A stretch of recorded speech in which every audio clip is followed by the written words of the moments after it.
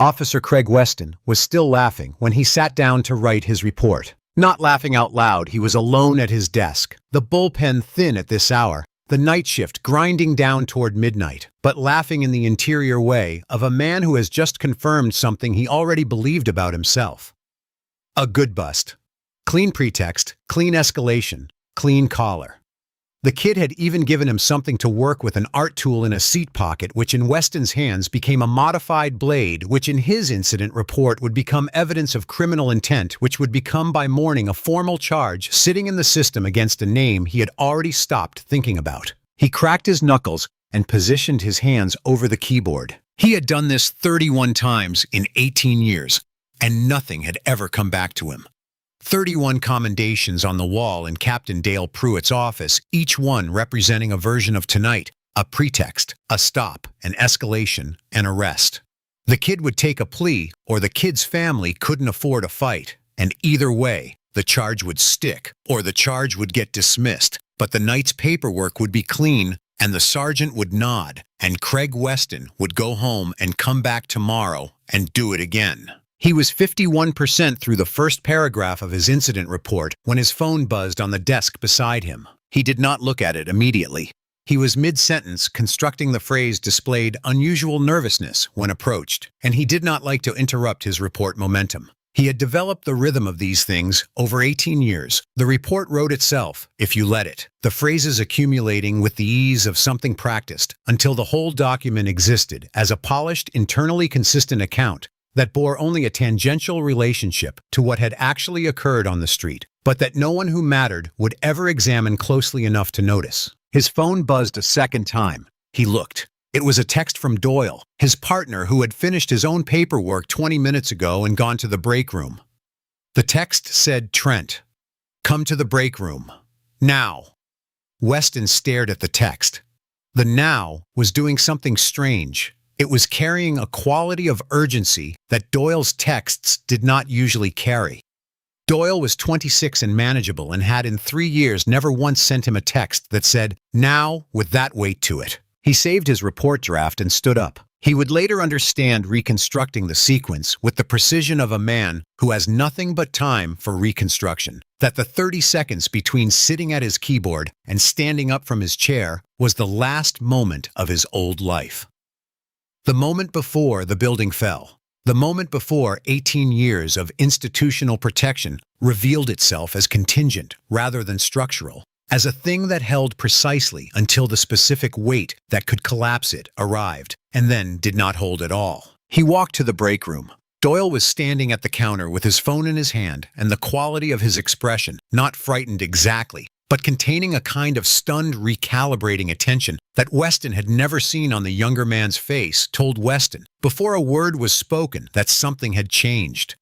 What Weston said. Doyle held up his phone. On the screen was a Google search result, and at the top of the results was a photograph from 6 months ago in the state newspaper. A ribbon-cutting ceremony at a new hospital wing on the north side of Mill Haven. 3 people stood at the ribbon: Governor Raymond Webb, his wife, Gloria Webb, and between them, their son Marcus, 18 years old, in a dark jacket over a t-shirt, with a slight genuine smile, and his father's quality of self-possession. The name on the registration, Gloria M. Webb. Weston looked at the photograph for a long time. He looked at the face in it, the face of the young man who was currently sitting in cell 3 on the other side of the building, whose wrists bore the marks of handcuffs that Weston had tightened 1 notch past. What was necessary, whose grandfather's box cutter was sitting in an evidence bag on the booking counter, tagged as a modified blade. He set the phone down on the break room counter with great care, the way a person sets down an object they have just realized is fragile. In 3 hours, the most powerful man in the state would walk through the front doors of the Mill Haven 12th Precinct. He would be wearing a dark overcoat over his work clothes and no tie, and he would not bring a security detail because he did not need one. He would walk through the bullpen to his son, and then he would turn around, and the temperature in every room he occupied would drop by 10 degrees, and he would dismantle Craig Weston's career, his pension, his marriage, and his freedom with the quiet, surgical efficiency of a man who had spent 6 years prosecuting people who thought the law did not apply to them. Right now, Craig Weston was standing in a break room with his hands flat on the counter, looking at a newspaper photograph and understanding with the particular cold, airless clarity of a man who has just looked over the edge of something and seen how far down it goes, that the body of the report he was writing in the bullpen was going to be the last one. That is where this story starts. But to understand why it had to end this way, you need to go back to the beginning of that Tuesday night. You need to go back to the young man in the silver Malibu who had spent the evening thinking about the texture of old brick and who had been heading home with his grandfather's box cutter in the seat pocket and his scholarship letter waiting on his desk and his entire future still intact. You need to understand what Craig Weston saw when he pulled out from behind the dry cleaner on Cedarwood Avenue. And more importantly, you need to understand what he failed in 18 years of badge and bias to ever truly see at all. Marcus Elijah Webb had been thinking about texture all evening. Specifically, he had been thinking about the texture of old brick, the kind of brick that has been weathered by 40 or 50 years of rain and heat and cold into a surface that is no longer simply rough, but has become something more complex, something that holds the history of the material in its pores. He was working on a charcoal drawing of his grandfather's neighborhood on the south side of Millhaven, a block of row houses that was disappearing one building at a time into the machinery of development, and he could not get the brick right. The problem was that old brick resisted the shortcuts that charcoal usually permitted. You could not simply shade in a general texture and allow the eye to fill in the rest. Old brick required you to understand the specific way that mortar caught light differently from the face of the stone, the way each individual surface was slightly different from its neighbor, the way the material had been soft in some places and resistant in others, yielding to time at its own rate. He had been turning the problem over in the back of his mind for most of the evening, while the front of his mind was occupied with quadratic equations. He tutored math on Tuesday nights at the Millhaven Community Center on Orchard Street, had been doing it since he was 15, first assigned to a single seventh grader named Jalen, who had failed his standardized test and whose mother had called the center in desperation and had expanded from there as word traveled among the families who used the center.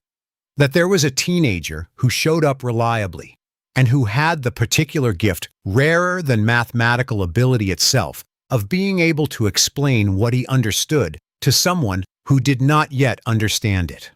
He now ran a group of 8, ranging from 11 to 14.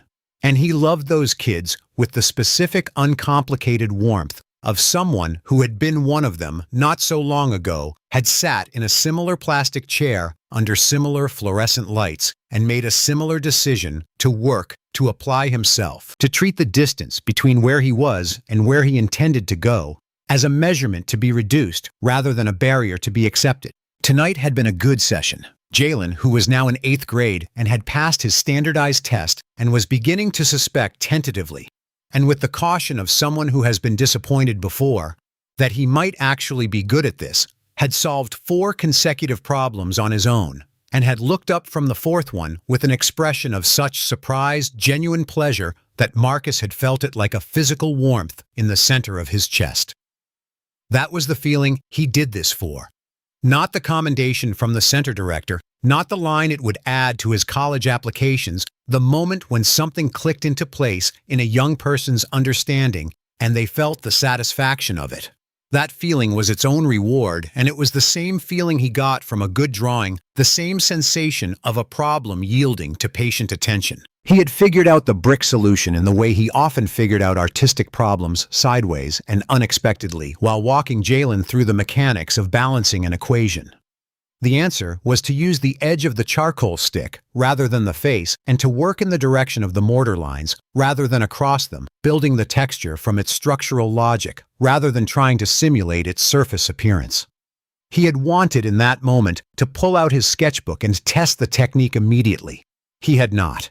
He had finished the session, helped stack the chairs, said goodbye to Dorothy Simmons, the community center director.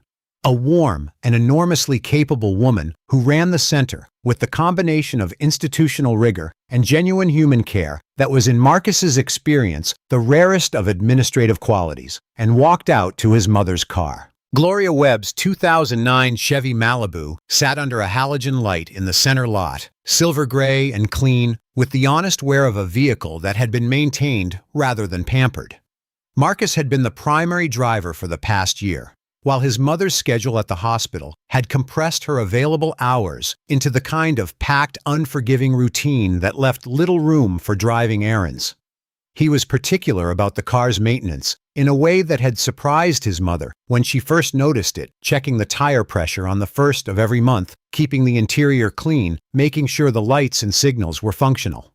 He had replaced the right taillight bulb with his father 4 months ago on a Saturday afternoon in the driveway of the family's house on Prentice Street. His father guiding him through the process with the particular patience of a man who believed that the value of tasks like this one lay not in the task itself, but in the hour of proximity they required. He placed his tutoring folder and sketchbook on the passenger seat. He checked his phone, a string of texts from his mother, asking when he'd be home, a calendar notification about a college application deadline. Nothing alarming. He texted back, "Heading home now, love you," and started the car. The drive was a route he knew well enough that his hands found the turns without conscious direction.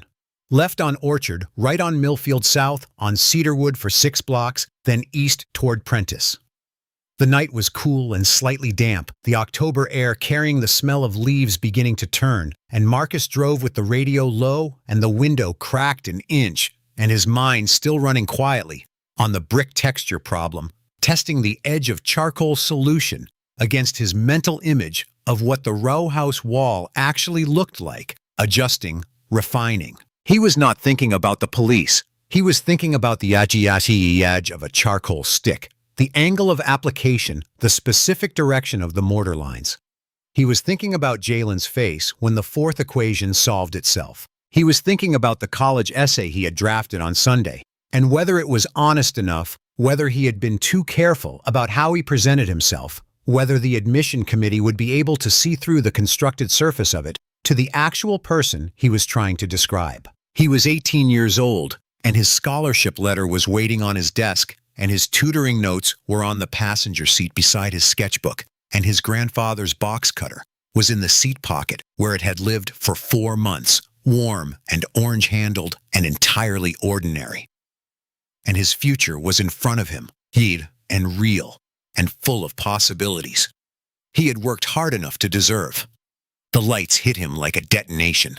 Red and blue, silent and strobing, erupting in his rearview mirror without warning and fracturing through the raindrops on his windshield into a wash of color that was simultaneously beautiful and terrifying, in the way that certain things are beautiful and terrifying. The combination of the two sensations inseparable, each one intensifying the other. His stomach dropped. His hands tightened on the wheel.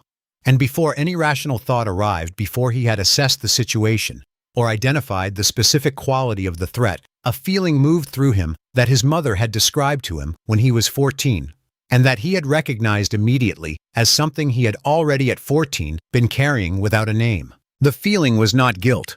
It bore the shape of guilt, but it was not guilt. It was something that had been installed in him by the world before he was old enough to consent to it. A primal anticipatory dread that arrived before facts, before cause, before any reason other than the fact of his body in this car, on this street, at this hour. His mother had told him it would come before he knew why. She had been right. "You are not doing anything wrong," he told himself in his own voice, which sounded in that moment more like his father than himself. "You are Marcus Webb. You are going home from tutoring. You have done nothing wrong." He signaled his lane change even though there was no one behind him except the cruiser. He eased to the curb with a deceleration so smooth it barely registered. He put the car in park. He turned on the dome light. He rolled the window down halfway. He put both hands at 10 and 2 and spread his fingers flat against the wheel and held them there, visible and still. And he breathed carefully, counting the breaths the way he had been taught, and he watched the side mirror, and he waited. His speedometer had read exactly 30 miles per hour. Both taillights were burning steady and red in the mirror. He had done nothing wrong. He had done nothing wrong. He had done nothing wrong. He waited. Weston took the passenger side. This was not random. He had learned the passenger side approach from a veteran named Garland, who had retired to Florida and who had passed on over 3 years of shared shifts, a collection of tactical refinements that existed nowhere in the department handbook, and that were transmitted the way certain kinds of institutional knowledge are transmitted orally, informally, in the front seat of a cruiser during the slow hours, with the implicit understanding that what was being taught was not protocol, but craft. The passenger side approach forced the driver to turn their body to establish eye contact. It disrupted the driver's spatial orientation. It put the officer in visual control of more of the vehicle's interior. It was a small thing, a technical thing, and it had become for Weston so automatic that he no longer consciously chose it. It was simply what he did, the way a person doesn't choose to lead with their dominant hand. He walked slowly. There was no reason to hurry. He let the beam of his flashlight sweep the Malibu's exterior as he approached clean car, properly maintained, no visible damage, current registration sticker on the plate. His eyes moved to the rear lights, both tail lights glowing red and functional in the dark. He noted this and kept walking. He bent to the window. The interior dome light was on. The driver's hands spread wide on the wheel, the movements of a person who had been coached on this encounter, or who had survived enough of them to know the choreography. Young, black late teens, clean clothes. Passenger seat held a sketchbook and a folder of papers. Nothing threatening in the immediate visual sweep. Evening, Weston said. He let the words settle with the slight pause that followed. Authority naturally. The expectant silence designed to pull the other person into filling it. Good evening, officer. Voice steady, well modulated. The specific quality of controlled steadiness that in Weston's taxonomy read as performance as someone managing their presentation. He didn't consider the possibility that the steadiness was the result of preparation rather than concealment. In his taxonomy, there was no meaningful distinction between the two. You know why I pulled you over? No, sir, I don't. Right taillights out, Weston said. It wasn't. He had seen both lights from the cruiser. He had noted them as functional. He said it anyway because he had said things like it many times before, and it had always held up well enough, not because it was true, but because it was said with authority by a person in a uniform, and authority in a uniform had always been, in Weston's experience, the most durable currency available. I'm sorry to hear that, officer. I wasn't aware, the driver said. Weston's flashlight moved off the driver's face and swept the passenger seat. It stopped on the sketchbook. He had expected to see something that confirmed his initial read, something that would give him a foothold, a starting point. The sketchbook and the folder of papers gave him nothing immediately, so he let his light linger on them with the practiced patience of a man who believes that if you wait long enough, something useful will present itself. License and registration, proof of insurance. He let the beam drift back to the driver's face. Keep your hands where I can see them. Marcus narrated his movements quietly, reaching for the glove compartment now, and retrieved the documents with the deliberate slowness of someone who understood exactly how quickly a reaching hand could be misinterpreted in the dark. He held them out between two fingers, with his arm fully extended. Weston took them without comment. He looked at the name briefly. Marcus J. Webb. He handed the documents to Doyle, who had come up on the driver's side, and he kept the flashlight on the passenger seat. What's all this? He pointed the beam at the sketchbook. Art supplies, sir, and tutoring materials. I was at the community center on Orchard Street. I tutor math on Tuesday nights. Art supplies. Weston repeated the phrase in a tone that made it clear he considered it a category requiring investigation rather than a self-evident explanation. He glanced at Doyle over the roof of the car. Doyle was looking at the registration. He didn't return the glance. Step out of the vehicle, Weston said. Please. Officer. Marcus's voice had not changed in pitch, but something in it had tightened fractionally, the sound of a person maintaining a position under load. Am I being detained? Can you tell me the specific reason there's been a string of break-ins in this area? Weston said. You fit the description we've been working with. There was no description. There had been no radio dispatch, no circulating profile, no active break-in investigation within 6 blocks of Cedarwood Avenue that night. Doyle knew this. He was looking at the registration documents with the focused attention of a man reading something he wanted to read very carefully, and his jaw had gone tight in a way that his face did when he was absorbing something he would have preferred not to absorb. I understand, Marcus said. I'll comply fully. He opened the car door slowly, both hands visible throughout the motion, stepped out onto the curb with his hands at a slight open-palmed elevation that communicated non-threat as explicitly as hands can communicate anything. He stood on the curb, and he did not step back because he had been taught not to step back, because stepping back was an invitation to a particular kind of interpretation, and he had been taught to give as few invitations as possible. Weston moved around the front of the car. The spatial configuration changed now. Weston was at the driver's side, proximate, using his physical bulk to press the available territory. And Marcus held his ground with the still deliberate composure of someone who has been told that stillness is the safest available language, and who believes the person who told him, because the person who told him was his mother, and his mother was always right. Hands on the hood, Weston said. Marcus complied. Weston patted him down with hands that were not gentle, and that found nothing wallet phone, nothing else. He set both items on the roof of the car with a firmness designed to communicate ownership of the space. He stepped back and looked at Doyle, who had moved to the passenger door and was conducting a search of the interior. The silence lasted perhaps 45 seconds. Marcus heard the rustle of his tutoring folder. He heard the soft, familiar sound of his sketchbook being moved.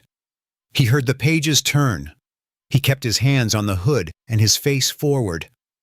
And he breathed. Then he heard the specific metallic sound of something being lifted from the seat pocket door. Craig.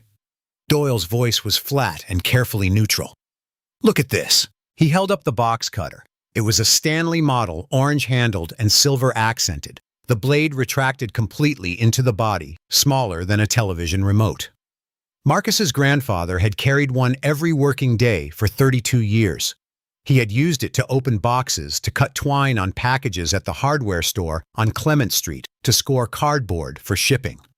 He had carried it in his jacket pocket every day with the unthinking automatism of a man who works with his hands and keeps his tools close. And when he died, Marcus had taken it from the table beside the hospital bed and put it in the seat pocket of the Malibu without fully articulating to himself why, and there it had stayed for 4 months, unremarkable and warm and smelling very faintly of the inside of his grandfather's jacket. Weston looked at it.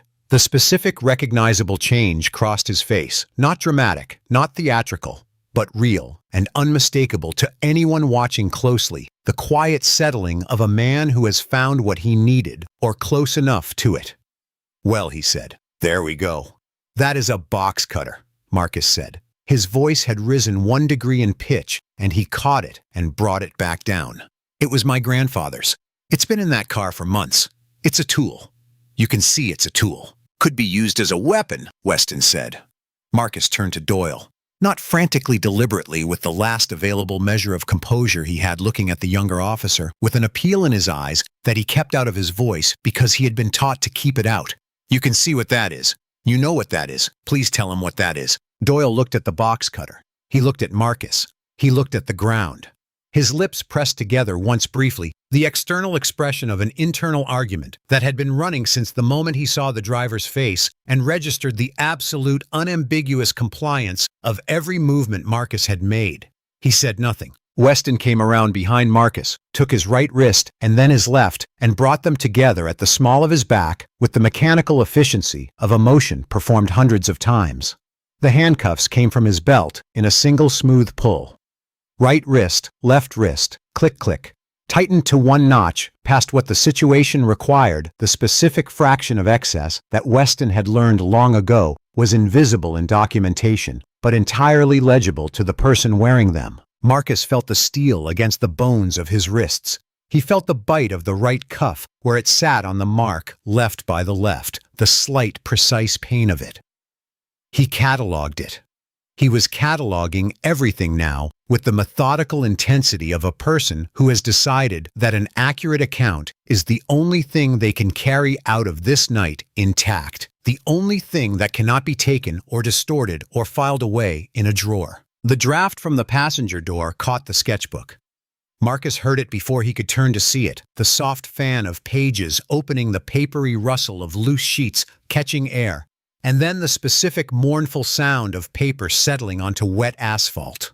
Several drawing studies of his grandfather's street, a half-finished portrait of Dorothy Simmons, 3 pages of composition work for the brick wall piece, the work he had been refining in the back of his mind all evening, slid from between the sketchbook's covers and drifted down onto the damp road. One by one, their charcoal lines immediately beginning to absorb the moisture, the images softening at the edges where the water touched them. He watched them fall, and he said nothing. He let Weston direct him to the cruiser, and he walked to it, and he bent his head for the door with a careful, practiced motion, and he sat on the hard plastic seat with his hands behind his back and the cuff's cold weight present and specific, and through the scratched plexiglass, he watched Doyle stand beside the open passenger door of the Malibu for a long moment, looking down at the scattered pages on the ground. Then Doyle bent and gathered them. He gathered every loose sheet carefully and shuffled them back into the sketchbook and placed the book back on the seat and closed the car door. He straightened up and stood there for a moment in the dark, his hands at his sides, his face doing something complicated and private that the dark partially concealed. Then he walked to the driver's side of the cruiser and got in without speaking. In the front seat, Weston was calling it in to dispatch his voice easy, with the particular energy of a man who has had a satisfying night. The Millhaven 12th Precinct on Fenwick Road had been built in 1978 and renovated once in 2004 in the cosmetic and perfunctory way of institutional buildings whose managers believe that new paint in the lobby constitutes a substantive improvement. The bullpen was a large room that smelled permanently of the accumulated residue of every night shift that had been worked in it, stale coffee and floor wax, and the faint metallic undertone of a space that absorbed anxiety and never fully released it. The fluorescent panels in the ceiling were the unforgiving kind that removed all shadow and softened nothing. Weston brought Marcus through the double doors at 11:43. With his hand clamped on Marcus's shoulder in the demonstrative way of a man presenting a result. The hand said, "I went out and I came back with something." The bullpen's night shift occupants, 4 officers in various stages of paperwork and coffee, looked up with the assessing categorical attention of people who had seen this entrance before and who had long since stopped looking past the category to the individual. "She got 1, Ray Weston announced to the desk sergeant, a heavyset man named Ray Colby, whose gray hair and permanent expression of weary indifference marked him as a man who had outlasted several precinct captains and intended to outlast several more. He dropped the evidence bag on the counter, the orange-handled box cutter sealed in clear plastic with a number written on the outside. Cedarwood Stop. Concealed blade suspicious circumstances. Colby looked at the evidence bag. He looked at Marcus with the dismissive scan of a man looking at a category rather than a person. He said in the particular tone of someone attempting to be amusing at midnight, "An artist, huh? What was he going to do? Paint the side of a house while he was robbing it?" He chuckled at the joke, a dry, practiced sound. "Something like that," Weston said. The booking was 40 minutes long. It was designed whether or not anyone involved consciously intended the design to achieve a specific psychological result. Marcus was told to remove his shoes. He removed his shoes. His belt, his wallet, his phone, the $2 in his pocket, the chapstick, the brass house key, each item extracted, catalogued, and sealed with the administrative detachment of a process that was not interested in the meaning of the items to the person they were being taken from. He was fingerprinted. The ink was cold and slightly tacky. And the clerk rolled each finger with the professional indifference of a person who had rolled many fingers and had stopped connecting them to people at some point years ago. The mugshot. He stood against the white wall with the height markers behind him, the camera lens at eye level, and he made a decision about his face in the fraction of a second before the flash. He had heard his mother describe this decision without ever explicitly calling it a decision, the specific choice in the specific moment of what to present when the document being created will outlast the moment and exist permanently as a piece of evidence about who you are. He chose steadiness, not defiance, because defiance was recharacterizable. Not fear, because fear was its own gift to the people who had created the situation. He looked at the lens with a quality of direct, composed attention that said to anyone who was actually looking at him, "I know who I am. This is not who I am." "Flash, my name is Marcus Webb," he said to Colby when the mugshot was done. His voice was steady. "My father is—" Colby raised one hand with the practiced economy of a gesture that had interrupted many similar sentences. "Yeah, I've heard it before, son. My father's a lawyer. My uncle's a judge. Save it for after you're processed." He said it without cruelty and without any particular engagement, which was Marcus registered somehow more complete as a dismissal than anger would have been. Across the bullpen, Doyle sat at his desk with his laptop open. On the screen was the blank supplemental report form, his name entered in the officer identification field, everything else empty. He had been looking at this screen for 11 minutes. His hands were on the desk beside the keyboard, not on the keys. He thought about the 45 seconds he had stood outside the passenger door of the Malibu, looking at Marcus's sketchbook pages on the wet asphalt. He thought about the moment he had bent down and gathered them, why he had done it, what it had cost him, and whether the cost had been sufficient for what he had then not done. At the adjacent desk, Weston typed his report with the smooth, unhurried confidence of a man who has written this document many times, and who understands that the craft of it lies not in accuracy, but in internal consistency and strategic plausibility. Cell 3 was the third door on the left in the short corridor behind booking, 8 feet wide, 10 feet long, a metal bench bolted to the rear wall, a toilet and small sink behind a half partition, a fluorescent light mounted behind wire mesh in the ceiling that buzzed at a frequency just below conscious awareness, but that made the air feel slightly wrong in a way that became more noticeable the longer you were in it. Marcus sat on the metal bench. He placed his wrists on his knees and looked at the marks the handcuffs had left, curved red lines already deepening in color tender when he pressed them with his thumbs. He pressed them carefully and noted the specific quality of the tenderness, the way it pulsed slightly at the deeper point of each mark. He was going to carry this out of here. He was going to carry every detail out of here. The officer's name, Weston, the badge number he had memorized from the nameplate, every word spoken on Cedarwood Avenue and in this building, every timestamp on every clock. He had been able to read. He was going to hold all of it intact and precise, because he understood with the clarity of a person who has been put in a situation where accuracy is the only power available to them, that an accurate account was what he had instead of anything else. He had been brought to the phone in the booking area before the cell. He had called his mother first voicemail, which meant she was still in the hospital with her phone in her locker. Dorothy Simmons' next voicemail, Dorothy sensibly asleep. He had stood with the receiver in his hand and run through his options and then dialed his father. The voicemail greeting, "You've reached Raymond Webb. Please leave a message." The professional name, the professional voice, the voice his father wore in the world. Marcus had spoken into it with his voice as controlled as he could. Hold it, giving the essential facts in sequence. Arrested Mill Haven Precinct on Fenwick Road. Officer Weston, grandfather's box cutter, did nothing wrong. His voice had fractured very briefly on the word nothing. A single half-second crack in the surface, and he had sealed it immediately, and finished the message and hung up and handed the phone back and walked to the cell without assistance. Now he sat in the silence of cell 3 and thought about his grandfather. Henry Webb had worked at the hardware store on Clement Street for 32 years, which was 32 years of arriving on time, doing the work, knowing the inventory, knowing the customers by name, knowing the purpose and proper use of every tool in the store. He had been a careful man, a skilled man, a man who believed that work done properly was its own form of dignity.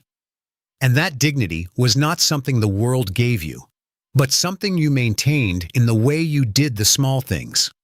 The box cutter in the evidence bag, Weston's so-called modified blade. Weston's evidence of criminal intent had sat in Henry Webb's jacket pocket for 3 decades and had been used for cutting twine, opening boxes, scoring cardboard, and nothing else. And the idea that it was anything other than what it was, that it could be looked at and seen as menace rather than tool, felt to Marcus less like an injustice than like a category error, so fundamental that it suggested the person making it had a problem with seeing that went far deeper than any individual object. The fluorescent light buzzed. The bench was cold through his jeans. He was in a holding cell in the basement of a police precinct for no reason he had created, and his sketchbook was in his mother's car, and the drawings he had made of his grandfather's neighborhood had been lying on wet asphalt in the dark, absorbing moisture, and he had done nothing wrong. And he sat up straight on the metal bench and held on to the image of Henry Webb's hands on a Saturday morning, unhurried and sure, and he used it as an anchor. And he decided something. He was going to be all right. Not tonight was what it was, but he was going to be all right because he knew who he was with a specificity and a certainty that no mugshot and no charge and no cold metal bench could alter. And because his father's voicemail greeting had said, "Please leave a message," and his father was the kind of man who checked his messages and the kind of man who acted on what he heard in them, and that was a knowledge he held quietly against the cold. He sat up straight. He folded his hands in his lap. He waited. The incident report took Weston 38 minutes. This was slightly longer than his average, which he attributed to the extra care he was taking with the vehicle description and the behavioral documentation. He wanted the language of unusual nervousness and evasive responses to be specific enough to be credible, but general enough to be unarguable. He was writing as he had always written, not an account of what happened, but an account of a version of what happened that would satisfy every institutional review it was likely to encounter. He described Marcus's compliance as evasiveness. He described Marcus's precise trained stillness as furtive behavior. He described the 43-second delay between the stop and Marcus's exit from the vehicle, the delay caused by Marcus carefully correctly narrating his movements before making them as resistance to a lawful order. He described the box cutter as a modified blade concealed within a tool housing located in the passenger side door pocket. He was not troubled by any of this because he had never been troubled by any of this because in 31 prior iterations of this document, the document had done its job, which was to exist to be present in the system, to constitute a record that no one powerful enough to challenge it had ever read closely enough to question. Doyle sat beside him with the blank supplemental report on his screen. He had been sitting with it for 19 minutes. He had typed his name and stopped. He thought about the box cutter in the evidence bag. He thought about the photographs in Marcus's sketchbook, the drawings of the old neighborhood, the portrait he had glimpsed briefly when he gathered the pages from the road, the care in the line work, the patience of it, the specific quality of someone rendering a thing they loved before it was gone. He thought about Marcus turning to look at him on the side of Cedarwood Avenue and saying, "Please," with a steadiness that was more devastating than anger would have been. "You should get that done," Weston said without looking up from his own screen. "Still working on it. Match my supporting details and you're finished in 10 minutes. Kid was uncooperative, verbally combative when detained. Add that. It helps establish the justification for the extraction. Doyle stared at his screen. He thought about the word extraction, which was the word Weston used for pulling someone from a vehicle who was not resisting in any way that was documentable.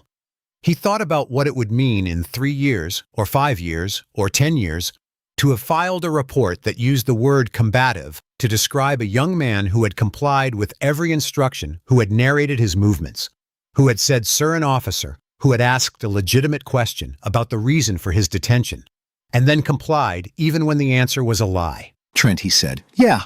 The taillight was working. Weston's typing slowed fractionally and then resumed. "Equipment can intermittently malfunction. You know that. It wasn't intermittent. Both lights were lit when we pulled up. I could see them from the passenger seat of the cruiser. You could see them from the driver's seat." He paused. "You know you could see them." Weston turned in his chair. He looked at Doyle with the specific contained expression that Doyle had encountered once before in his first month, and that he had correctly catalogued then as the warning language of a man who had been using the same silence purchasing currency for a long time, and who was now deploying it again calmly, without concern for the exchange rate. 2 years in, Weston said. "You're still in evaluation. I have 31 commendations and the full support of Captain Pruitt and everyone above him who matters. I'm telling you, this was a clean stop on a suspicious subject in a neighborhood with documented activity." He held Doyle's eyes for a measured 3 seconds. "Don't make it complicated. He turned back to his screen and resumed typing. Doyle sat with the blank report for another 4 minutes. Then he closed the laptop without saving the document. He sat with his hands in his lap and thought about what he was going to carry forward from tonight, what the weight of it was, and what it would accumulate into over time. He did not yet know the answer. He knew only that the answer was going to arrive whether or not he chose it. And that the choice he was making right now, which was the choice not to lie in a document, but also still the choice not to act, was going to be a part of that answer, whether he liked it or not. In Captain Dale Pruitt's office on the second floor, in a filing cabinet in the corner 11, folders sat in the dark. They contained between them the documented grievances of 11 individuals who had been through versions of tonight and who had filed complaints and who had been told in various administrative formulations that the complaints had been reviewed and found insufficient. The folders were not officially suppressed. They had never been formally marked as closed. They were simply present in a drawer that no one had reason to open, waiting with the patience of things that have nowhere else to go. They would not wait much longer. The State Capitol Building's 14th floor conference room was the kind of room that looked impressive in photographs and felt functional in person, which was the right balance for a space where people spent most of their time arguing about money. The carpet was a muted institutional blue that had been selected at some point in the past decade with the specific ambition of being impossible to find objectionable, which meant it was also impossible to find interesting.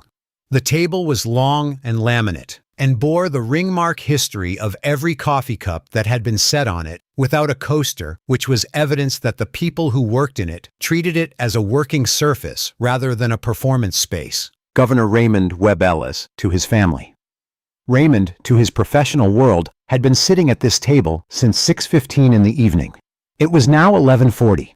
The Highway Infrastructure Appropriations meeting had run 2 hours and 45 minutes past its scheduled end time, which meant it had run the full duration of Marcus's tutoring session, the stop on Cedarwood, the drive to the precinct, and most of the booking process, all without the governor knowing any of this was occurring. He was 52 years old, and he had been governor for 6 years, and in those 6 years, he had developed the specific fatigue that accumulates not from volume of work, but from the sustained effort of caring about things that institutions are built, often inadvertently, to discourage you from caring about. He was a former prosecutor, 15 years in the district attorney's office before running for office, the last 4 as district attorney himself, and he carried the DA's instinct for evidence, for sequence, for the specific question of what the facts actually support, as distinct from what a person's interest in the facts suggests they support. He was also in the way of people who have spent a long time in politics, deeply specifically aware of the gap between what a situation was and what the same situation could be made to look like, and he had spent 6 years trying to navigate that gap in ways he could live with. He loosened his tie walking back to his private office and picked up his phone from the desk and looked at the missed notifications with the practiced efficiency of a man accustomed to managing a high volume of demands. Staffers, department heads, a news alert he would read in the morning. His wife's text about Thursday. He typed back briefly. And then, at the bottom of the notifications, 1 missed call and 1 voicemail from Marcus. He was already setting down his overcoat to stay. He imagined a mundane question, something about the car or money for art supplies, or whether the Thursday dinner was formal. He put in his earbuds and pressed play on the voicemail and sat back. The first sound was his son's breathing, and before the first word arrived, the breathing told him what the words were going to say. He had known his son's breathing for 18 years.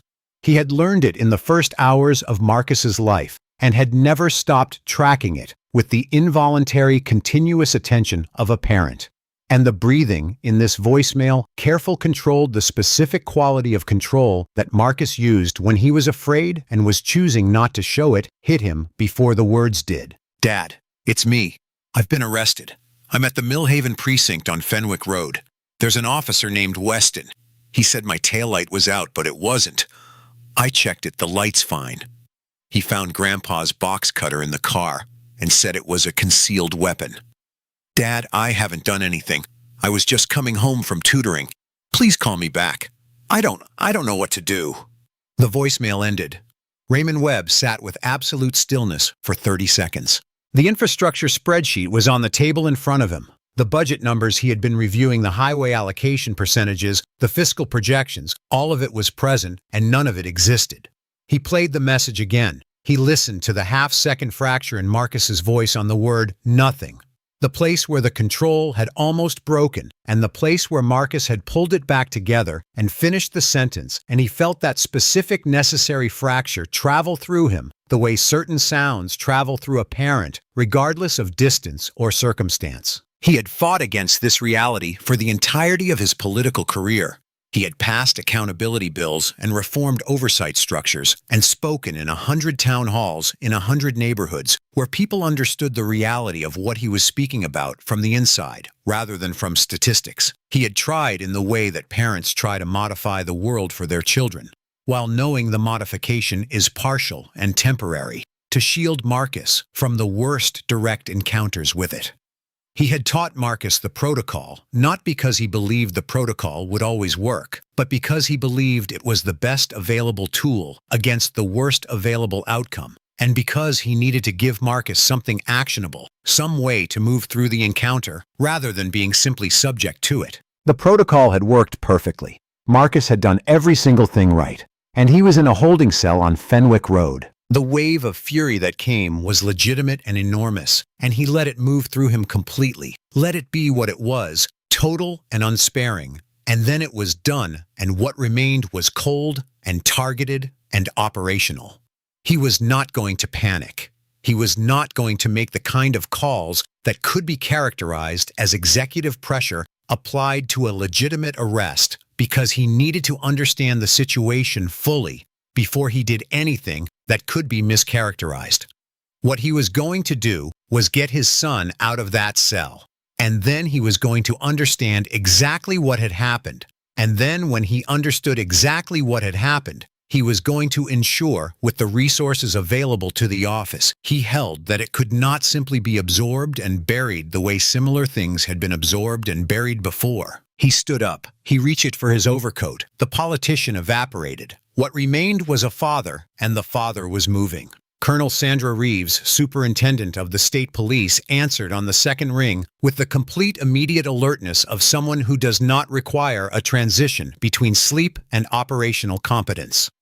Governor. Sandra, I apologize for the hour. I need you to confirm that my son Marcus Webb is currently in custody at the Millhaven 12th Precinct on Fenwick Road, and I need a state trooper at that precinct in 20 minutes. Unmarked vehicle, no lights, no sirens.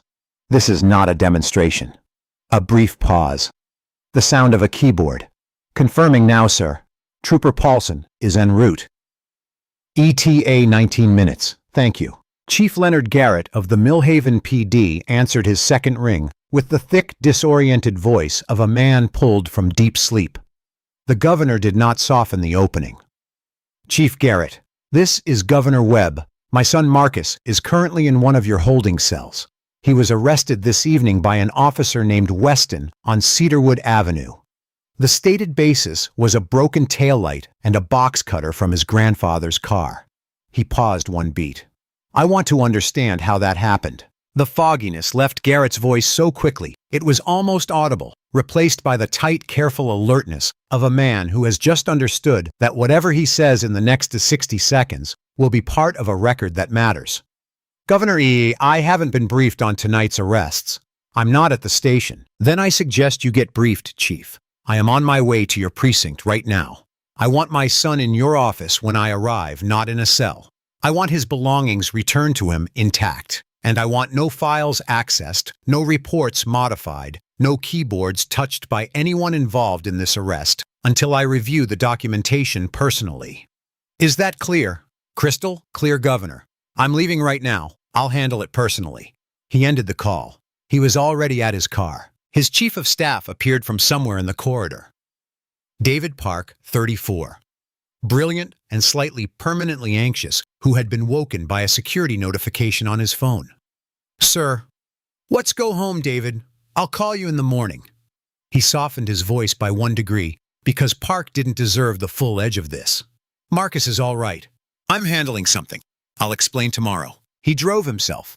Dark, unremarkable government sedan, no security detail, no statement being made through the composition of his arrival party. He drove at the speed limit, and he thought during the drive about the 11 months of legislative work that had gone into his first police accountability bill, and about the morning he had signed it, and about the newspaper column that had called it a promising start, and about the fact that a promising start was not enough and had never been enough, and that this night was, if nothing else, evidence of what enough would actually require. At the 12th precinct on Fenwick Road, the phone rang at Sergeant Colby's desk. He answered it with the efficiency of his 40,000th professional phone call. He listened. His crossword puzzle remained open on the desk in front of him, the pen still in his hand, but his face underwent a sequence of changes that had nothing to do with the crossword. He set the receiver down with great care. He looked across the bullpen at Officer Craig Weston, who was putting the finishing touches on his incident report with the comfortable satisfaction of a craftsman reviewing completed work. "Harlan," he said, then corrected himself. "Weston. Hey." "Weston." His voice had a quality in it that had not been there before. A flatness, an absence of the ambient boredom that usually colored everything he said on the night shift. Weston looked up. That was Colonel Reeves's office. State Police. Colby set each word down separately, as if testing the weight of them. "They wanted to confirm we have a Marcus Webb in custody." He paused. "And they told me that Governor Raymond Webb is personally en route to this precinct." The name moved through the bullpen like a change in air pressure. Not loud quiet, the opposite of loud. The kind of quiet that arrives when a room's collective attention has just been directed at a single point. Weston stared at Colby. His keyboard hand was still in place, fingers curved over the keys, touching nothing. Doyle felt the blood leave his face in a long, steady departure. He looked at the arrest log on his screen. He looked at the registration name he had entered 2 hours ago without attention. Gloria M. Webb. He looked at it now with attention, with the acute attention of a man looking at something he had always been able to see but had not chosen to see. And the connection assembled itself with the cold, irreversible precision of a key finding the lock it was cut for. He pulled up a browser tab. He typed. He found the photograph in 6 seconds. The governor's son, 18 years old. In a dark jacket between his parents at a hospital. Ribbon cutting 6 months ago. The face from the Cedarwood stop. The face that had turned to him on the side of the road and said please with a steadiness that had cost more than it looked like. Doyle turned the screen toward Weston without speaking. Weston looked at the photograph for a very long time. He looked at it with the expression of a man examining the evidence of a thing he has done and cannot undo, and finding in the examination that there is no angle from which the evidence is not exactly what it appears to be. Weston pulled out his phone and called Pruitt. 7 rings voicemail. He called again. Voicemail. He set the phone face down on the desk and sat with his hands flat on the desk surface and his eyes focused on the middle distance with the expression of a man performing a rapid and increasingly grim inventory of available options. He ran through them. Amend the report? No, the original was time-stamped in the system, and any amendment would create a version history that was worse than the original. Get to Garrett first possible, but Garrett was already on his way and would be in full damage control mode, meaning he would be solving his own problem before he helped Weston with his. Rely on Pruitt's support and his commendation record possible in theory. But Pruitt wasn't answering, and the governor was 18 minutes away, and the commendation record, while real, had been produced by the same methodology that had produced tonight's arrest, which meant it was built on the same foundation, which was a foundation the governor's arrival was currently pressure testing in real time. He found running through the options that they did not multiply as he had expected. They narrowed. They converged. They arrived at a single point that was not an option at all, but simply the shape of a situation. He had arrested the governor's son on fabricated charges, and the governor was coming, and there was no version of the next 12 hours in which this did not happen. Trent Doyle said quietly. Weston did not look at him. The taillight was working, Doyle said. You know it was working. I know it was working. The impound lot is going to confirm it was working. The dash cam is going to show it was working. He paused. Whatever you're calculating right now, I think you need to calculate with the taillight being working. Weston said nothing for a moment. Then you filed the supplemental no. Another silence. Something shifted very slightly in Weston's expression.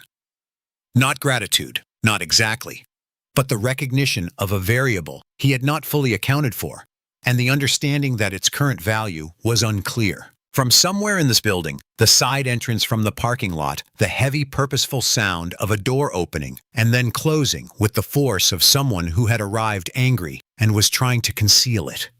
Chief Leonard Garrett had reached the building 4 minutes ahead of the governor, and the quality of his footfall as it crossed the lobby floor told everyone in earshot that his arrival was not ceremonial. Garrett was not a bad man in the way that Weston was a bad man. He was instead a particular kind of institutional creature, a man who had spent 3 decades making the compromises that institutional survival required, calibrating his moral flexibility against practical necessity, with the unconscious precision of a scale that has been slightly miscalibrated for so long that the miscalibration feels like accuracy. He had known for years that Weston's record bore examination. He had known it the way institutional leaders often know things, not through direct confrontation with the fact, but through the accumulated evidence of complaints, voted and not pursued of patterns that were visible, if you chose to look at them in aggregate, rather than one at a time. He had not chosen to look at them in aggregate. He had chosen Pruitt's filing cabinet, which was a choice made through inaction, rather than action, but a choice nonetheless. And tonight, that choice had arrived at his door in the form of a phone call from the sitting governor of the state, and the door was his. He came through the side entrance fast and crossed the bullpen floor without stopping. His eyes went to the holding cell corridor, and he took the keys from the guard on duty and opened cell 3 himself. He would not make the governor find his son in a cell. Whatever else happened tonight, he was not going to let that be part of it. Marcus looked up from the bench. He had been sitting straight-backed with his hands in his lap, and he looked at the arriving chief with the careful assessing attention of someone who has decided to note everything and trust nothing, which Garrett registered as a fair and reasonable response to what this young man's evening had contained. Marcus Webb, Garrett said, and heard himself using the name with a care he had not needed to use 20 minutes ago. "I'm Chief Garrett. There has been a serious mistake tonight. I want you to come with me."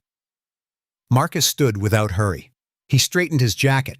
He walked out of the cell with the measured step of a person who has been sitting still in a cold room and who has decided precisely how they are going to move when they are finally able to. In the booking area, Garrett had Colby return Marcus's belongings before anything else was discussed. The wallet, the phone, the $2, the chapstick, the key. Marcus checked each item with a quiet thoroughness that said everything about the experience that had produced it. He turned the key over once in his fingers, the brass key to the house on Prentice Street, the key to going home, and put it in his pocket. "Get him a glass of water," Garrett said.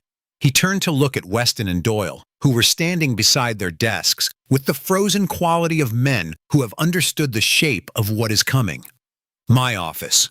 Both of you. 5 minutes." He turned back to Marcus and said with the maximum sincerity available to him, "Under the circumstances, your father is on his way. We are going to address everything that happened tonight completely and transparently. I'm deeply sorry for what you've experienced." Marcus looked at him. "Thank you, Chief," he said. 2 words, complete and measured, offering exactly what was offered, and not one thing more. In Garrett's office, Weston sat with his arms at a slight forward angle and his chin elevated in the way of a man who has not yet fully released the posture of authority, even though the authority has departed. Doyle sat with his hands in his lap and his eyes on the carpet with the quality of stillness of someone who has arrived at a decision and is waiting for the opportunity to enact it. Garrett placed both hands on his desk. His voice was quiet and very precise. "I called the impound lot before I came in," he said. "I asked them to check the Malibu before anyone touches it. Both taillights are fully functional." He waited for a moment with that fact in the room. "I've also looked at your incident report, Weston. You logged the box cutter as a modified blade concealed within a tool housing." He picked up the evidence bag from the desk, held it up, and looked at the orange-handled Stanley tool inside it. "This is a box cutter. from a hardware store. It costs $3. Any person with any experience of the physical world can identify it on sight. He set it back down. Did you find anything else on this young man? Any controlled substance, any actual weapon, anything that constitutes an actual criminal charge? Chief, the situation on the street. Did you find anything? Weston's jaw tightened. No, nothing, Garrett said. You arrested a boy with no criminal record for carrying his grandfather's pocket tool in his mother's car on a road he lives 2 miles from on the basis of a taillight that your own evidence will show was functioning. Your report is toilet paper, Craig. Your career is currently hanging by a thread that I'm not sure even exists anymore. He looked at Doyle. And you co-signed it. I didn't file a supplemental, Doyle said quietly. Garrett looked at him for a measured moment. You didn't file. No, sir. The door opened. A state trooper stood in the doorway, stepped to one side, and Governor Raymond Webb walked in. He was not in a suit. This was the first thing the room processed. Not his face, not his bearing, but the dark overcoat thrown over work clothes, the open collar, the absent tie. The absence of the costume of power. A man who was so certain of his authority that he had not needed to dress for it, which made him in the institutional environment of a police precinct more formidable than the suit would have. His eyes found Marcus in the time it takes to cross a threshold. Not after scanning the room, not after identifying the officers, not after acknowledging the chief of police who was standing behind his own desk. Immediately, with the specific directional force of a father's attention, which operates by its own physics and is not subject to the protocols of professional environments. He crossed the room, and he knelt not fully, but enough to bring himself to his son's level. And he took Marcus's face in both hands and looked at him with an intensity that was entirely private and entirely not for the room. He looked at the marks on Marcus's wrists. He saw them. His jaw set by one precise degree, and then released and then set again. He pulled Marcus into an embrace that lasted 4 seconds, and that contained within those 4 seconds everything that the distance and the institution and the professional occasion could not contain. The full, unmediated relief of a father who has driven through the dark to his child, found him intact. Marcus's face changed during those 4 seconds. The composed, calibrated steadiness went out of it, replaced briefly and completely by the face of an 18-year-old who had been genuinely frightened and who was, for these 4 seconds, not required to manage the fear any longer. Then the embrace ended, and Marcus straightened, and the steadiness returned, and he said, "I'm okay, Dad. I'm okay," in the same careful, deliberate tone that had been on the voicemail, and Raymond Webb released him and stood. He turned to face the room, and the transformation was immediate. The father stepped aside. In the space the father had occupied stood the governor, the 6-year incumbent, the former prosecutor. The man who had cross-examined state senators and budget committees and police chiefs and union representatives with the same quality of patient, implacable attention that made it clear he was not interested in the performance of accountability, but in accountability itself. He straightened his overcoat. He surveyed the room with the unhurried assessment of someone who has already understood the situation and is now simply confirming its dimensions. Weston was near the wall. He was not the man who had been typing his report 2 hours ago, with the relaxed satisfaction of a craftsman finishing a known task. He was a man standing at the far end of a collapse, past the point where strategy presents itself in the presence of a power that was several orders of magnitude beyond the institutional support he had been relying on, and the understanding of this was present in every part of his posture. Doyle stood with his hands at his sides and his face very still, waiting. Marcus was watching his father with an expression that contained just beneath its controlled surface something that looked very much like the specific quiet pride of a person who has always known abstractly that the person they love is formidable and who is now seeing it demonstrated in 3 dimensions. The governor asked for the incident report first. Garrett slid it across the desk, and the governor picked it up and read the first paragraph in silence. He read it the way lawyers read, not for sense, but for the specific words, the specific phrases, the architecture of the claims. When he began to read aloud, his voice was perfectly level, carrying each word with the weight of something being submitted into evidence. Upon observing a vehicle with a non-functioning taillight, I initiated a standard traffic stop. The driver, later identified as Marcus Webb, displayed unusual nervousness and provided evasive answers to routine questions. He lowered the paper. "Officer Weston." He said the name with the precision of a man naming an exhibit. "The taillight is working. The impound lot has confirmed it. I helped replace that specific bulb myself 4 months ago in my driveway.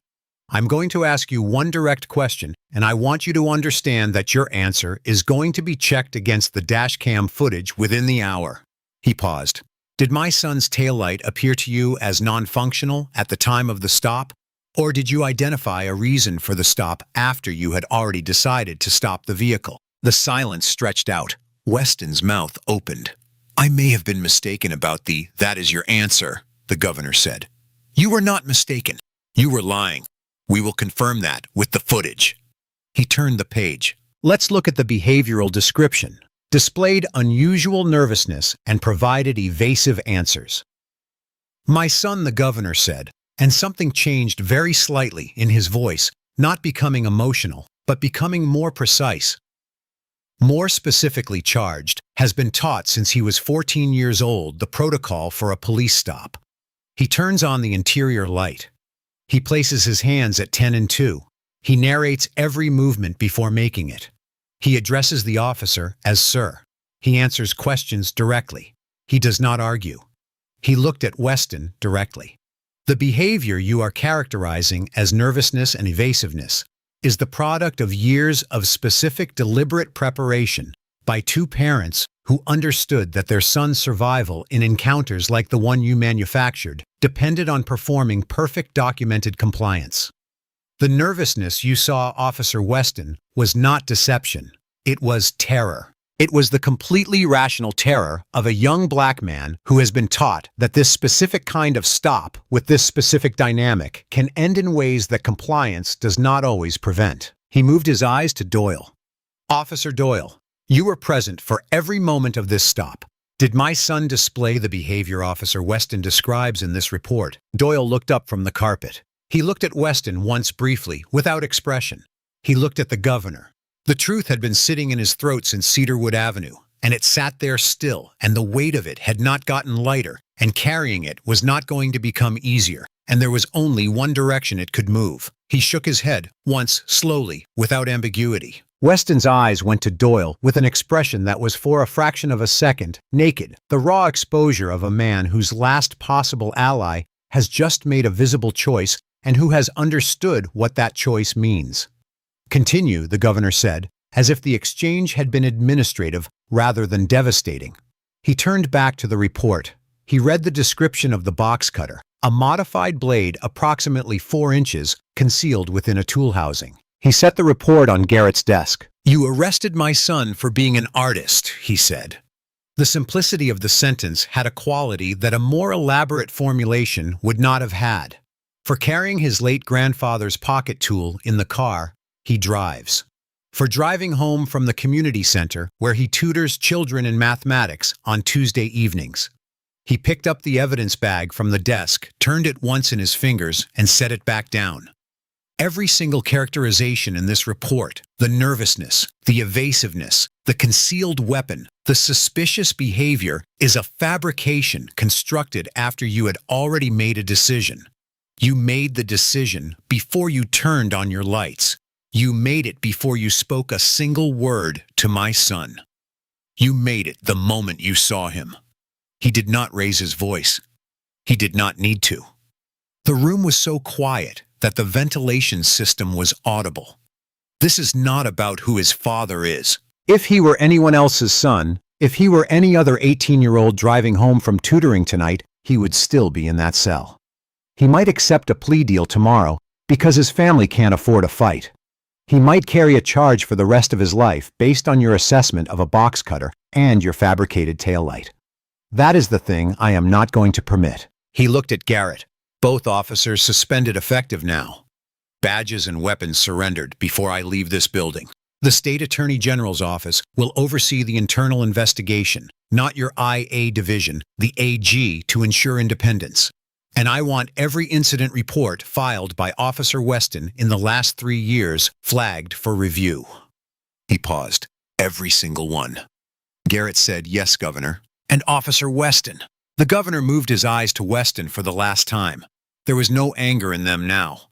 There was something colder and more permanent than anger, the specific measured regard of a former prosecutor looking at a person whose conduct has met a legal threshold he is familiar with. "If this investigation establishes that you filed a false police report tonight, and I believe the footage will establish exactly that, I will personally ensure that the state's attorney general pursues this matter to the fullest extent available under federal law. Your career in law enforcement is over. The remaining question is whether it ends with a pension or with a prison sentence." He put his arm around Marcus's shoulders. "Come on, son. Let's go home." The silence that followed his exit from Garrett's office was the particular silence of a room in which the temperature has just permanently changed. What happened next in Garrett's office happened without drama, which was the correct register for it. Drama would have suggested a contest with an uncertain outcome. There was no contest. Garrett stood behind his desk and asked Weston and Doyle to place their service weapons and badges on the surface in front of him. He used a neutral voice, and he did not editorialize, and he did not modify the request with pleasantries. This was a formal act, and he performed it formally. Weston removed his badge first. He unpinned it from the fabric of his shirt, with hands that were not entirely steady. There was a quality in them, a slight vibration barely beneath the threshold of visible trembling, that told the room something that his face was still trying to conceal. He placed the badge on Garrett's desk. The sound it made on the wood, a clean, flat, metallic impact, arrived in the room as something more than a sound. It had the quality of a period at the end of a sentence that had been running for 18 years. He removed his service weapon from the holster with proper procedure and set it beside the badge and stepped back. Doyle came forward and placed his badge and weapon with a simplicity that was different from Weston's. Not the simplicity of shock, but the simplicity of someone who has already internally completed this action before being asked to perform it physically. He set them down and stepped back and did not look at Weston. Marcus was in the outer office, visible through the glass panel in Garrett's door. He was sitting with his elbows on his knees and his hands loosely clasped, and he was looking at a point on the floor between his feet with the absorbed private expression of someone who is thinking very carefully about something they will need time to understand. The governor was standing beside him with one hand on his son's shoulder. Marcus heard the sounds from inside the office, the specific metallic sequence of weapons being set down, badges following, and he closed his eyes briefly, not in satisfaction. In something quieter and more complicated than satisfaction, the beginning of the understanding that something had been corrected tonight, that a machine had been interrupted in its operation, and that the interruption had cost him something it should not have been necessary to pay. He sat up straight. He unclosed his eyes. He thought about the scholarship letter on his desk at home, and the tutoring session that had ended 3 hours ago, and the drawing problem he still hadn't solved, and Jalen's face when the fourth equation solved itself. And he thought about all of that as evidence of the person he was and would continue to be, and he held on to it with the same quiet deliberateness he had used to hold on to everything that night. When Garrett came out of his office and nodded to the governor extended his hand to his son. Marcus took it and stood. They walked out through the bullpen together, the governor's hand on Marcus's shoulder, and the officers on the night shift watched them go. And the bullpen was very quiet, and there was nothing left to say that would have been adequate. Lead investigator Patricia Holloway and her partner James Holt arrived at the 12th precinct at 5:47 in the morning. They came before the day shift, which was intentional. They came with aluminum equipment cases and the unhurried directional purposefulness of people who have received a full briefing and who know precisely what they are looking for. Holloway was 44 with close-cropped natural hair and a quality of organized calm that made rooms feel more structured when she entered them. She had been with the Attorney General's office for 11 years and had built cases against corrupt officers with a scrupulousness that made them impossible to appeal, not because she was aggressive, but because she did not cut corners, and the cases that cannot be appealed are the cases that have no corners cut. She commandeered the conference room. She asked for the dash cam footage first. It played on a laptop set up in 12 minutes. The footage began 3 minutes before Weston had activated his lights, capturing the view through the windshield and the audio beneath the vehicle. Holloway watched it without pausing. Her expression neutral and attentive, her notepad on the table in front of her, with nothing yet written on it. On the screen, the silver Malibu, moving at exactly 30 miles per hour, holding a perfectly straight line in the center of its lane, both taillights visibly, clearly, unambiguously illuminated steady and red against the dark asphalt. No intermittent failure, no flicker. 2 functioning lights. Then the audio 32 seconds before the lights were activated, Weston's voice in the car. "Look at that car. Look at the driver. Let's see what he's got going on. Black kid in a Malibu at midnight on Cedarwood. I guarantee you he didn't drive here from that neighborhood." A 2-second pause. The sound of the cruiser accelerating slightly. "Let's see what he's carrying." Holloway reached over and pressed stop. She sat for a moment with the silence of the paused footage around her. Then she turned to Holt. "Full audio transcript from stop through booking by 9, she said. "And I want a pull of every arrest report filed by Weston in the last 3 years, cross-referenced against the names in Pruitt's IA file." She interviewed Weston at 8:15. He arrived with his union representative Bob Farrell, who opened with a procedural objection to the scope of the investigation and who received from Holloway a single clear sentence in response. Before she moved on, the scope was authorized under the federal civil rights statute and was not subject to modification by the union's procedural preferences. She placed the audio transcript on the table. Weston read it. He read the transcription of his own words. "I guarantee you, he didn't drive here from that neighborhood," with the expression of a man reading something he knows is accurate and wishes he could make inaccurate through the force of wishing.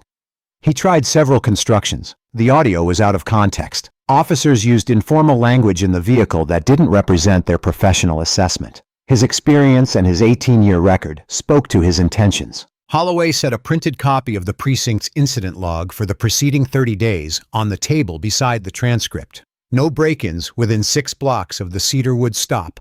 No circulating bolo matching any description relevant to Marcus Webb. No active investigation of any kind that would have provided a factual basis for the suspicion stated in the report. Weston left the interview looking the way a man looks when the building he has been standing in has just been revealed to have no walls. Doyle's interview was a different thing entirely. He arrived alone without representation. Holloway informed him he had the right to counsel before proceeding. He said he understood and he didn't want to wait. He sat down and he looked at the same transcript and he didn't try to fight it. He talked for 2 hours and 20 minutes. He described the stop in complete granular, unhesitating detail. He described the functional taillights from the passenger seat of the cruiser. He described Marcus's behavior as compliant throughout every movement, narrated every instruction, followed every word of address, respectful and precise. He described the box cutter as obviously, immediately, unambiguously a painting tool and not a weapon. He described his own silence on the roadside as a choice made out of fear, and the word choice carried in his voice the specific weight of a person who has arrived at an honest accounting of something they would prefer not to account for. And then he described the 6 prior incidents. 6 traffic stops on young black male drivers on the northern Millhaven beats in the preceding 14 months. 6 pretextual stops with no factual basis. 6 escalations to arrest or prolonged detention with field searches that Doyle had watched and said nothing about, and that had produced in each case an arrest report that bore the same structural relationship to the events that Weston's report about Marcus bore to the events of Tuesday night. He calls it proactive policing, Doyle said. He sees someone he thinks doesn't belong, and he finds the reason afterward. A taillight, a rolling stop, anything. And then he writes it up, and it sticks because nobody reads it closely enough, and the people it happens to don't have the resources to make someone read it closely. Holloway added 6 names to her case file. She began the process of contacting each of them. Bob Farrell met Weston in a small room adjacent to the conference suite at 2:15 in the afternoon, and the quality of the meeting was different from the morning interview in every respect. At the morning interview, Farrell had been an advocate in an adversarial proceeding. At 2:15, he was a man delivering a verdict that had already been reached without his participation. He dropped a folder on the table. He did not sit down. "Your jacket," he said. "The full IA file." Holloway's people got it from Pruitt's office at 10 this morning. 11 complaints, Craig. 11. 3 of the complainants have already been contacted and confirmed their willingness to give formal statements. 2 of them, based on what Holloway told me this afternoon, have described situations that are going to produce separate charges. Weston stared at the folder. "I've been on the phone with the union's legal counsel since noon," Farrell said. "Their position, effective as of an hour ago, is that the union will not provide representation for conduct classified under Title 18, Section 242. That's the federal civil rights statute. Once the federal threshold is established, which the dash cam footage establishes before anything else were out, contractually out, not optionally out." He pulled a business card from his jacket and placed it on the table beside the folder. "Private attorney, handles law enforcement cases. He's very good and very expensive." He picked up his briefcase. "The department has covered you 11 times, he said. He said it without feeling the way an accountant reports a balance. The 11th time involved a complaint from a man whose evidence was a palette knife he claimed was planted. The 12th time you arrested the governor's son on dashcam." He looked at Weston with the expression of a man who is doing the calculus of institutional survival and finding that the variables no longer support the previous calculation. "Everybody has a limit." He walked out. The door closed and the room was very quiet, and the business card was on the table, and the folder was on the table, and Craig Weston was alone in the room with both of them, which was a new experience after 18 years of never being entirely alone. Captain Dale Pruitt received a call from a state investigator at 3 that afternoon. The call informed him that his IA file had been requisitioned and was now part of the federal record, and that the investigation would include a formal review of the administrative actions used to prevent each complaint from reaching formal review. Pruitt said he understood. He did not argue. He drove home and told his wife over dinner, and she said, "I know." And they sat for a long time after that, without speaking, in the specific silence of people who have been waiting for something for so long that its arrival brings grief rather than surprise. The formal charges against Craig Weston were filed on a Thursday morning, 10 days after the arrest perjury for the false taillight statement, falsifying a government record, for the fabricated report, contempt and deprivation of civil rights under color of law, filed under federal statute with the coordination of the U.S. Attorney's Office. Governor Raymond Webb issued a statement that afternoon that he had written himself without staff assistance. It was longer and more personal than his official statements usually were. He wrote about his son's evening, the tutoring session. The drive home, the perfect compliance that had produced no different result than non-compliance might have produced. He wrote about the 11 prior complainants whose complaints had been buried in a filing cabinet. He wrote the line that would be quoted most frequently in the coverage that followed. "The fact that I was able to make a phone call that produced results is not the lesson. The lesson is that every citizen in this state deserves what my son received, and most of them, without the phone call, would not have gotten it." The story broke nationally by noon. The dash cam audio. "Look at the driver. Let's see what he's carrying" played on loop on every major news platform. The Attorney General held a press conference that answered questions precisely and said nothing unverified. Garrett held a press conference that answered nothing and satisfied no one. Doyle was terminated from the force the following week. The AG's office declined to file criminal charges against him, citing his complete voluntary cooperation, the centrality of his testimony to the federal case, and the mitigating circumstances of his position. The formal statement noted that his failure to act was a serious ethical failure for which he had been appropriately separated from the force. He left without comment, packed his desk locker into a canvas bag, and walked out the side entrance and drove away. Marcus was at his desk when the coverage broke. He was working on his spring portfolio submission. He had his sketchbook open, and he was looking at the pages that had been on the wet asphalt, the ones that had dried, slightly warped with the charcoal lines at the edges, softened where the moisture had touched them. He looked at them for a long time. Then he picked up a fresh sheet and began to draw. The trial of United States versus Weston opened on a Monday morning in March and lasted 4.5 days. Federal prosecutor Carla Jennings opened by playing the dash cam audio without introduction. She let it play in the silent courtroom from the moment the cruiser pulled out from behind the dry cleaner to the moment Marcus was loaded into the back seat, and she said nothing during it. And when it was done, she said, "The government will prove that every word in Officer Weston's incident report was constructed after the decision to stop." Marcus Webb had already been made not on evidence, but on the color of Marcus Webb's skin and the hour of the night and the neighborhood where he was driving. She spent 2 days proving it. The dashcam footage was Exhibit A. The impound lot confirmation was Exhibit B. Weston's own report was Exhibit C.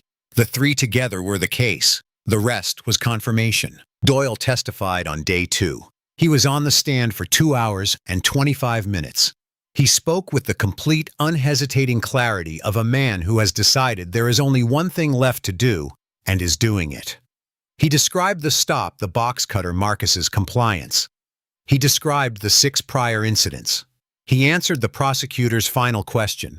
"Why didn't you act at the time?" with a pause and then, "Because I was afraid of what it would cost me. And I've spent every day since that night understanding what it costs not to." 2 of the 6 prior complainants testified. A 22-year-old man named Desmond Hart, who had spent 19 months in county jail on a weapons charge based on a Weston stop and a Weston report, took the stand on day 3. He described being pulled over on a residential street 3 miles from where he lived, being found clean and being arrested anyway on the basis of a firearm that Desmond testified he had never seen before. It was produced by Weston from the trunk of the cruiser. The firearm's serial number Jennings established matched one of the weapons subsequently found in Weston's locker during the investigation. Desmond Hart had spent 19 months incarcerated and had lost his construction job and had not been able to recover that job or a similar one.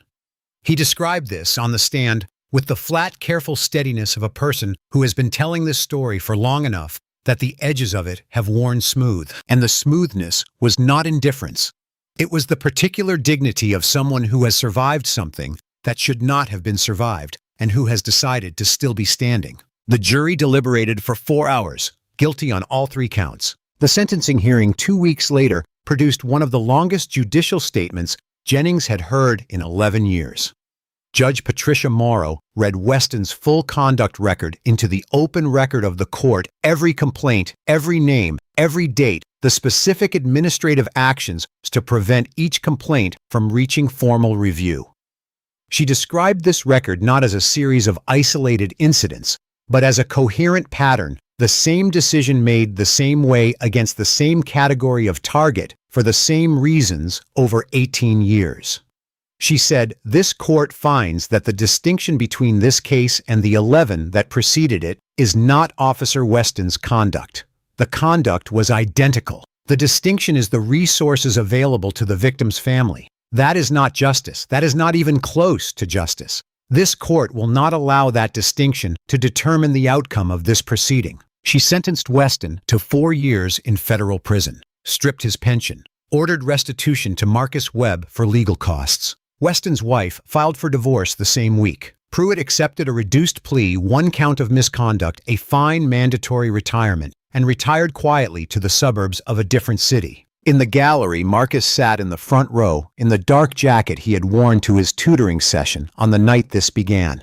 Beside him sat his father, whose face during the sentencing held the controlled, measured expression of a man receiving a result he had worked to produce and who understands that the result is necessary and not sufficient, because necessary results never are. When the gavel came down and the marshals approached Weston, Marcus watched. He did not look away. He watched until Weston was gone, and then he sat for a moment with the fact of it, and then he looked at his father, and his father looked back at him, and neither of them spoke, because what there was to say had been said in a voicemail 4 months ago, and in the testimony of the last 4 days, and anything further was not the moment's job. The weeks after the arrest had a particular texture that Marcus understood primarily through the experience of sitting at his desk at night and trying to find what had been there before. Before October 11th, he had worked from abundance.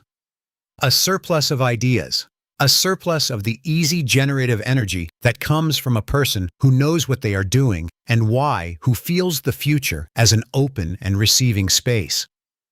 After there was a period, not dramatic, not incapacitating, but real and specific, in which the abundance was inaccessible. Not gone.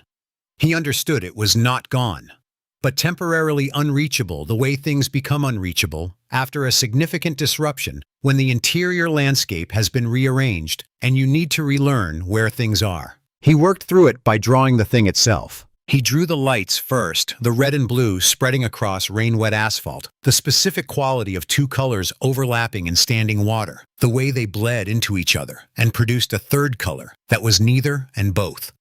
He had seen this image for the first time through his rearview mirror and had registered it, even in the first spike of fear, as something that had a visual quality he would think about later. He thought about it now.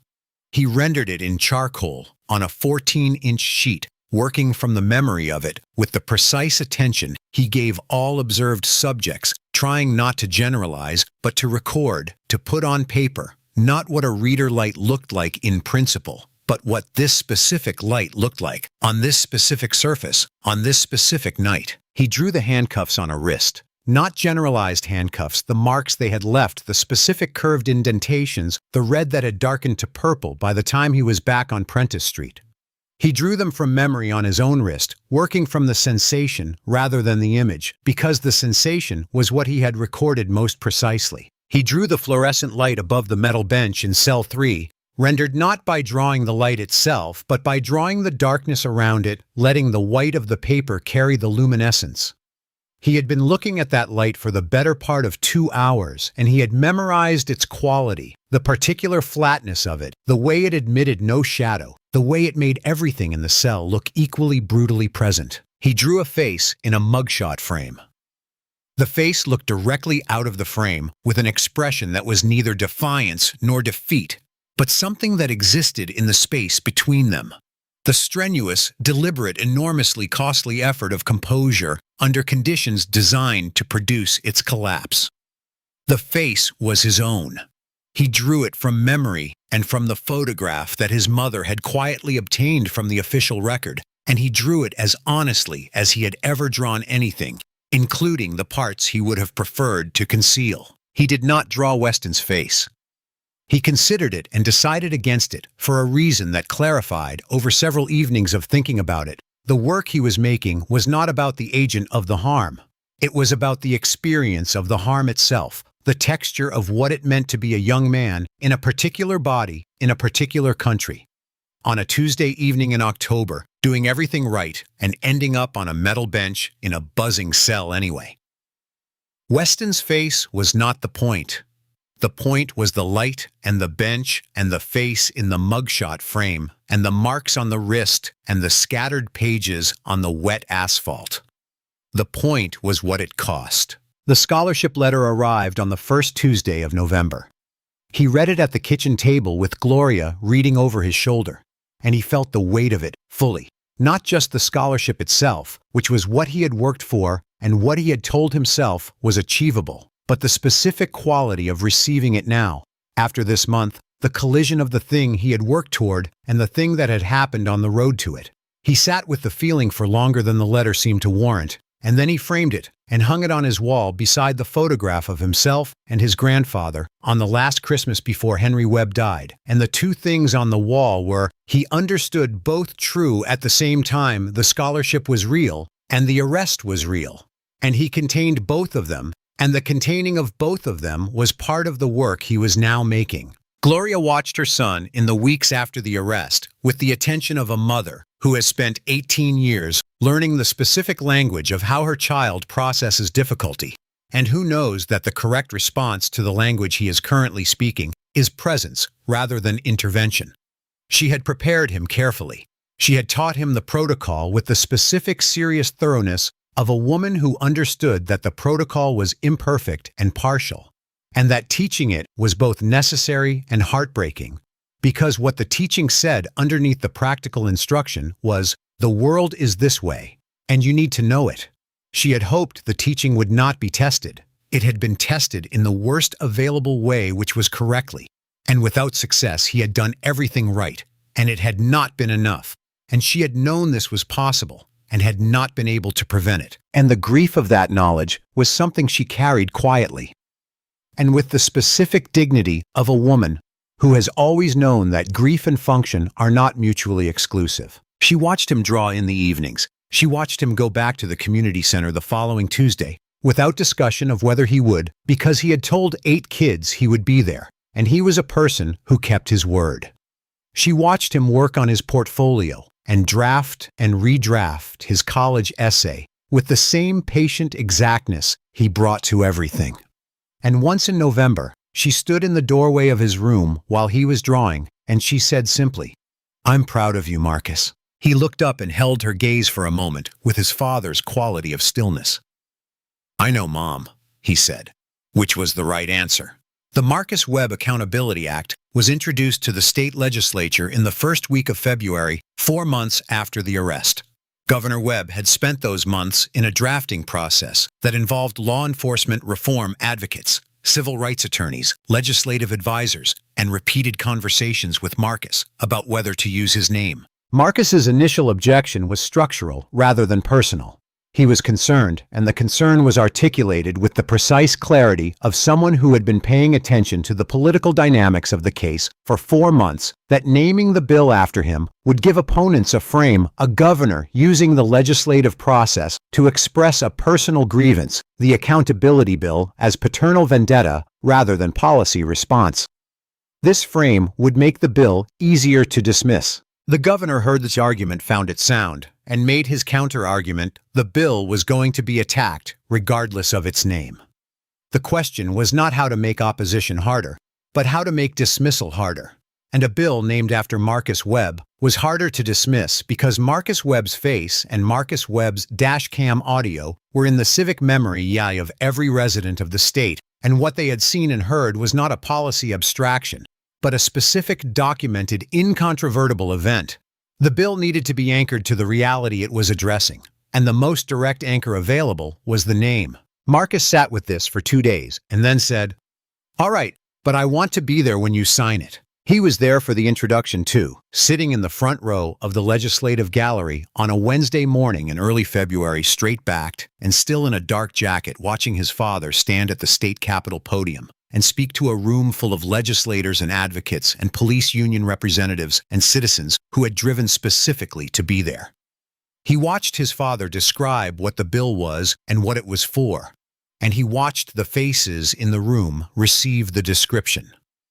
Some with relief, some with resistance, some with the specific, careful attention of people deciding what they believe before they have to cast a vote. The bill contained 3 provisions: independent review of all use of force incidents by an oversight body with no departmental affiliation results entered in a public database, mandatory preservation of all dashcam and bodycam footage for 5 years with criminal penalties for unauthorized deletion or modification, and the provision that produced 6 weeks of hearings and the most sustained lobbying effort the police union coalition had mounted in a decade: mandatory criminal penalties, not administrative penalties, not termination alone, but criminal penalties for officers found to have filed a materially false police report. The union argued that this provision would create a chilling effect on documentation. The advocates argued that the provision was a correction, not an overcorrection, and that the intensity of the opposition was itself the strongest available evidence for why it was necessary.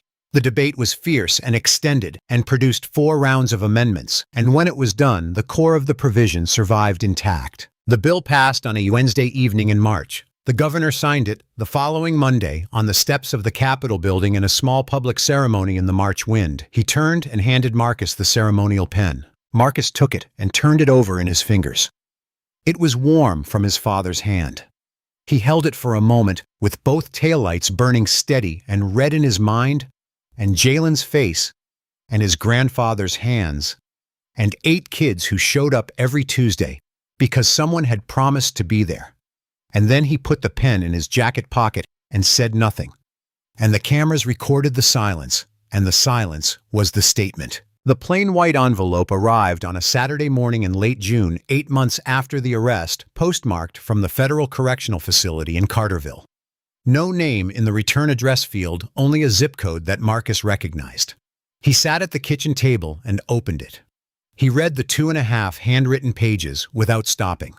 It was not an apology. There was no sentence in the letter that functioned as an apology, no acknowledgement of wrongdoing, no expression of remorse or understanding.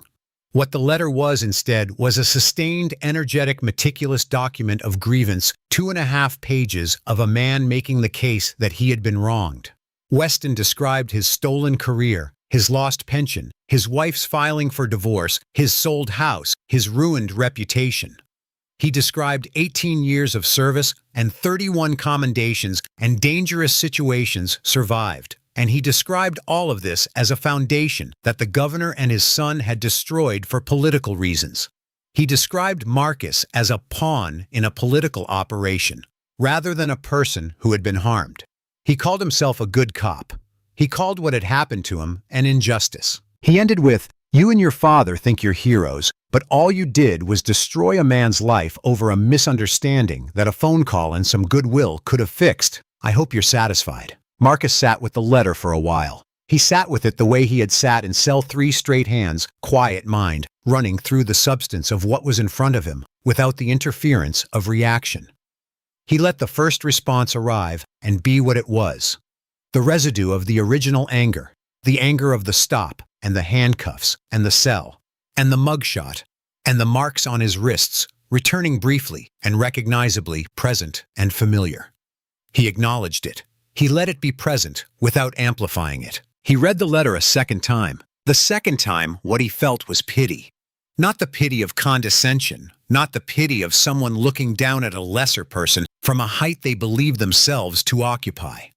The specific, sad, honest pity of someone reading another person's writing and recognizing in it the signature of a mind that is trapped inside the story it has told itself for so long that the story has become the only available reality. There was no sentence in Weston's letter that said, "I made choices that brought me here." Not one. The 11 complaints, the fabricated taillight, the manufactured charge, the 18 years of the same playbook in the letter, none of this appeared as cause. All of it appeared as context, as detail, as the texture of a career that had been misunderstood by people who did not understand the difficulty of the work. Marcus thought about his grandfather. He thought about the box cutter in the evidence bag, the ordinary orange tool 40 years in a jacket pocket, cutting twine, opening boxes, scoring cardboard. Never anything else, and he thought about what it meant to look at that tool and see through the screen of a prior decision something it was not. To see only what you have already decided to see. To be so thoroughly committed to a conclusion that the evidence rearranges itself around the conclusion rather than the other way around. He thought about what that did to a person over time, not to the people it was done to, but to the person doing it, the narrowing and hardening of a way of seeing until it became the only way of seeing, until the prison of it was so complete that the person inside it had stopped noticing the walls. He folded the letter. He walked to the hallway recycling bin and placed it inside. He stood at the bin for a moment, his hand on the edge of it, looking at nothing in particular. Then he went back to his desk and opened his sketchbook and drew his grandfather's hands. 2 years after the arrest, Shane Doyle was working as a case counselor at the Riverside Youth Diversion Center, helping young people between 14 and 22 navigate legal structures that were designed for people who already understood them. He used his knowledge of police procedure not to enforce it, but to demystify it, to give the young people in the program the specific practical information about their rights and their options that might have changed the outcome of an encounter on a road at night if the person on that road had had access to it. He was not absolved by the work. He understood that. He was trying to make something from the wreckage of what he had been, and whether that attempt succeeded or failed was something only time would establish, and he had accepted that the time required was going to be long. Marcus's gallery show, Red and Blue, opened the following spring at the Westmore Gallery at State University, in the final semester of his freshman year. It contained 14 pieces, 10 charcoal drawings, and 4 oil paintings that together constituted the most honest account he had yet produced of anything, what it cost to be who he was in the country he was in on a Tuesday evening in October, and what it meant to survive that cost with your sense of yourself intact, and what making work about it produced. The centerpiece was a 6-foot charcoal of a young man's face, eyes looking directly out of the frame with a clarity that was not performance, that was not bravado, that was simply and stubbornly and irreducibly itself split by red light on one side and blue light on the other. The face at the center of the color unchanged by it, uncollapsed. The show sold out in 2 days.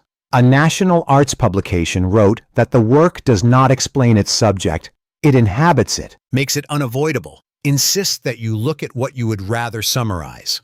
Marcus donated 20% of the proceeds to a legal fund supporting people who had been charged on the basis of falsified police reports. The night the gallery closed, Marcus drove home on Cedarwood Avenue. Same road, same hour, same dark October sky above the same quiet suburb. The ornamental trees now bare rather than turning their branches clean against the amber of the streetlights. He drove his mother's Malibu, the same car, reliable, familiar smelling of the inside of itself, and faintly, very faintly, of the inside of his grandfather's jacket. With both hands easy on the wheel, the radio low, the speedometer reading exactly 30 miles per hour, his scholarship paid his portfolio. Submitted his second year, beginning in a week, the brick drawing problem solved 3 months ago with the edge of a charcoal stick and the direction of the mortar lines. He passed the spot where the dry cleaner had been. It was a smoothie shop. Now, different sign, same parking spot. And he did not look at it, and he did not check his mirror for lights that were not there. And the road was open ahead of him, and the night was cool. And he drove to the end of Cedarwood and turned east toward home. And there was nothing in his mirror, and there was nothing behind him at all. If this story moved you, we hope you'll subscribe to our channel and share it with someone who needs to hear it. Stories like this one matter not because justice always arrives, but because when it does, it deserves to be witnessed and remembered and passed on.